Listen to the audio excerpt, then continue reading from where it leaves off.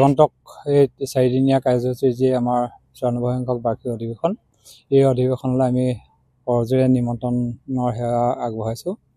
আপোনালোকে দেখিছে, আপোনালোকে যদি গৈছে, সমস্তখিনি আমাৰ কাম কাজ ইতিমধ্যে তৎপৰতাৰে খুব সোনকালে আমাৰ হৈ উঠিছে আৰু 10% কাম বাকী আছে বুলি আমি অনুভৱ কৰিছোঁ। যিহেতু মূল মণ্ডপ, মূল মঞ্চ, প্ৰতিনিধিবীৰ, বিশেষ প্ৰতিনিধিবীৰ নামঘৰ ইতিমধ্যে আমাৰ যোৱা 19 তাৰিখে আমাৰ লোৱা হ'ল গুৰু আসন প্ৰতিষ্ঠা। আমাৰ এতিয়া এই নামঘৰটো এতিয়া আমাৰ 3 প্ৰসং হৈ আছে, পুৱা, দুপৰীয়া আৰু সন্ধিয়া, লগতে ভাগৱত পাঠো হৈ আছে। যথেষ্ট ভকত বৈষ্ণৱ আহি আমাৰ ইয়াত সমবেত বৰ্তমান হৈ আছে।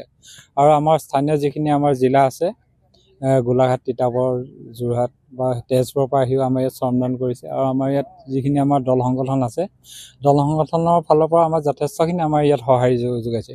আৰু বিশেষকৈ আমাৰ ইয়াত যিখিনি ইছলাম সম্প্ৰদায়ৰ লোক আছে, তেখেতলোকে আহি ইয়াত শ্ৰমদান কৰিছে। আমাৰ এই যিখিনি আমাৰ কৰণীয় কাম, সেইখিনি যথেষ্ট আমাৰ সহায় কৰিছে। আৰু লগতে প্ৰশাসনৰ ফালৰ পৰা যিহেতু এটা বৃহৎ অনুষ্ঠান আপোনালোকে দেখিছে, শ্ৰীমন্ত শংকৰদেৱ সংঘ এটা উত্তৰ পূৰ্বাঞ্চলৰ এক বৃহৎ অনুষ্ঠান।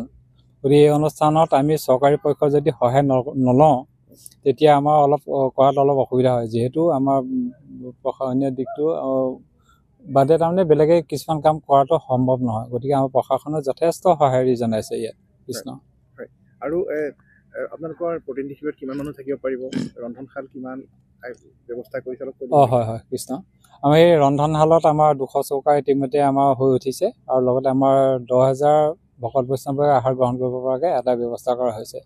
আৰু বিশেষ প্ৰতিনিধিত আমি আমাৰ 5,000 তাত আছুতীয়াকৈ আমাৰ সংৰক্ষণ কৰা হৈছে। তাৰমানে আমাৰ যিখিনি মূলৰ বিষয়বিলাকে ধৰি জিলা শাখাৰ সভাপতি সম্পাদক, তেনেদৰে আমাৰ 5,000 কাৰণে আছুতীয়াকৈ। আৰু যিখিনি আমাৰ প্ৰতিনিধি হ'ব, বিভিন্ন জিলাৰ পৰা আহিব, আমাৰ 55খন জিলা আছে। তাৰোপৰি আমাৰ যিখিনি আমাৰ শুভাকাংক্ষী বা সমষ্টিত সেইসকলত থাকিব পৰাকৈ পানী যোগানেই হওক, বিদ্যুতেই হওক, বা যিখিনি অভাৱ হয়, চিকিৎসাৰ ফালৰ পৰাই হওক, আমাৰ দুৰ্যোগ ব্যৱস্থাপনা, সকলোখিনি আমি সামৰি আমি যাতে ক'তো অভাৱ বা তেনেকুৱা সন্মুখীন নহওঁ, তাৰ কাৰণে আমি ব্যৱস্থা কৰা হৈছে। আৰু আমাৰ কেন্দ্ৰীয় সেৱাখিনিত আমাৰ 24 ঘণ্টা আমাৰ 10,000 কেন্দ্ৰীয় সেৱা বাহিনী আমাক এই কৰ্মত সহায় কৰি থাকিব। হয়, 24 ঘণ্টাই আমাৰ কৰ্মত সহায় কৰি থাকিব। আৰু যিটো মূল আপোনালোকৰ অধিৱেশনৰ যিটো মূল মণ্ডপ, তাত একেলগতে কিমান মানুহ বহিব পাৰিব? তাত আমাৰ 10,000 আসনৰ ব্যৱস্থা কৰা হৈছে। আৰু মূল মঞ্চটোত আমাৰ 200 তাত প্ৰতিনিধিয়ে অংশগ্ৰহণ কৰিব পাৰিব মঞ্চত। আৰু কোন বিশিষ্ট ব্যক্তি ইয়ালৈ আহিব আপোনালোকৰ অধিৱেশন? হয়, আমাৰ বিশিষ্ট ব্যক্তি হিচাপে আমি আমন্ত্ৰণ কৰিছোঁ আমাৰ পৰম সন্মানীয় ৰাজ্যপাল মহোদয়, আৰু লগতে আমাৰ মুখ্যমন্ত্ৰী মহোদয় থাকিব, আৰু যিখিনি কেবিনেট মন্ত্ৰী। আচলতে আমি এটা কথা আপোনালোকৰ চেনেলৰ যোগেদি আগতেও জনাইছোঁ, এতিয়া পুনৰবাৰ আমি সোঁৱৰাই দিব বিচাৰিছোঁ। যিহেতু আমাৰ এটা বিশেষ অনুষ্ঠান, এটা মহান অনুষ্ঠান, বৃহৎ অনুষ্ঠান। গতিকে এই বৃহৎ অনুষ্ঠানটো পৰিচালনা কৰাৰ ক্ষেত্ৰত আমি চৰকাৰী পক্ষ অবিহনে আগতে কৈছোঁ অসম্ভৱ নহয়। গতিকে আমি যিখিনি ৰাজনীতিক বুলি আচলতে কিছুমানে অভিহিত কৰে, তথাপি আমি ৰাজনীতি ব্যক্তি হিচাপে আচলতে সেইসকলক নিমন্ত্ৰণ কৰে। সেইসকলক আমি চৰকাৰী পক্ষ এখন বিষয়ববীয়া হিচাপে আমি নিমন্ত্ৰণ কৰোঁ। আচলতে আমি অনুৰোধ কৰিছোঁ, কোনো যাতে এইটো ভুল এটা বুজি নলয় যে ৰাজনীতি ব্যক্তিসকলক মাতি পিনি এটা বেলেগ অন্যান্য পৰিৱেশ সৃষ্টি কৰে। কিন্তু আমাৰ ইয়াত তেখেতলোকে আহিলে কোনো ৰাজনীতি ইয়াত একো বক্তব্য আগনবঢ়ায়। হয় আৰু টোটেল এই পথাৰখনৰ মাটি কিমান আপোনালোকে লৈছে? হয়, আমাৰ এতিয়া এই অনুষ্ঠানটো কৰিবৰ কাৰণে মুঠতে 1200 বিঘা প্ৰয়োজন হয়। 1200 বিঘা এতিয়া কিন্তু অলপ পৰিমাণটো বাঢ়িছে, কাৰণ জনসংখ্যাও বাঢ়িছে। আমাৰ প্ৰায় 70 লক্ষৰ ওপৰত এতিয়া বৰ্তমান আমাৰ সংগী গোটেই উত্তৰ পূৰ্বাঞ্চলত। যোৱা 20 চনৰ তাৰমানে আমাৰ হেৰি অনুসৰি আমাৰ এই নৱীকৰণ হয় ব্যৱস্থা আছে, মানে 70 লাখ আপোনালোকৰ ওপৰত আছে এতিয়া আমাৰ সংগী, শ্ৰীমন্ত শংকৰদেৱ সংঘৰ সংগী। গতিকে সমস্ত যদি আহে, কিন্তু আমাৰ এই 1200 বিঘা অলপ কম হয়গৈ। হয়, কৃষ্ণ। হয়, আৰু কিমান মানুহ হ'ব বুলি আপোনালোকে আশা কৰিছে?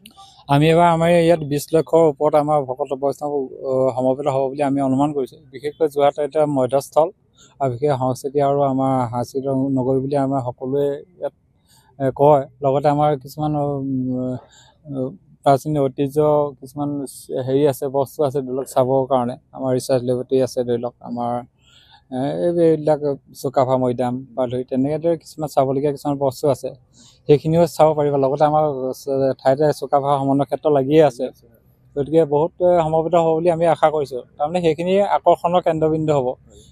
হয়, আমি সেইটোৱে ভাবিছোঁ। Thank you. আপোনাৰ নামটো আৰু সেইটো কৈ দিব। হয়, মোৰ নাম মুকুল গগৈ। মই আদৰণি সমিতিৰ সহকাৰী সম্পাদক হিচাপে কৰ্মৰত বৰ্তমান সেৱা আগবঢ়াই আহিছোঁ। কৃষ্ণ। আমি লগতে আমি সমস্তজনক পুনশ্চ আমি সেৱা নিবেদন কৰিছোঁ। আমি 2019 চনৰ পৰা এটা সপোন আছিল আমাৰ যোৰহাট জিলা শাখাৰ এটা সপোনত আগবাঢ়ি আছিলে যে মূলৰ অধিৱেশনখন আমি যোৰহাটত অনুষ্ঠিত কৰা, আৰু সেইটো আজি বৰ্তমান দিঠকত বাস্তৱত পৰিণত হ'ব গৈ আছে। গতিকে আমি তাৰ লগতে আমি পুনশ্চ আকৌ এটা অনুৰোধ কৰিছোঁ, আমাৰ এই সম্পূৰ্ণ তেতিয়াহে হ'বগৈ এই সপোনটো যেতিয়া সমস্ত উত্তৰ পূৰ্বাঞ্চল ভকত বৈষ্ণৱ আহি আমাৰ ইয়াত সমবেত হ'ব। কৃষ্ণ। আমি পুনশ্চ আমি সেৱা নিবেদন কৰিছোঁ। কৃষ্ণ। ধন্যবাদ।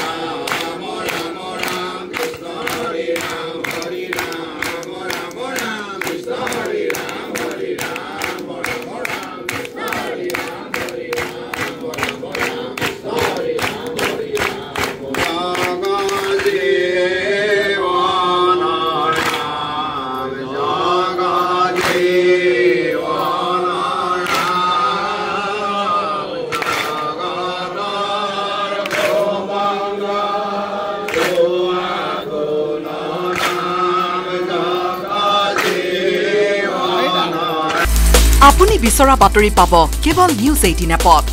নিউজ 18 এপ ডাউনলোড কৰিবলৈ স্ক্যান কৰক এই QR কোড। গুগল প্লে ষ্টৰতো পাব এই নিউজ 18 এপ।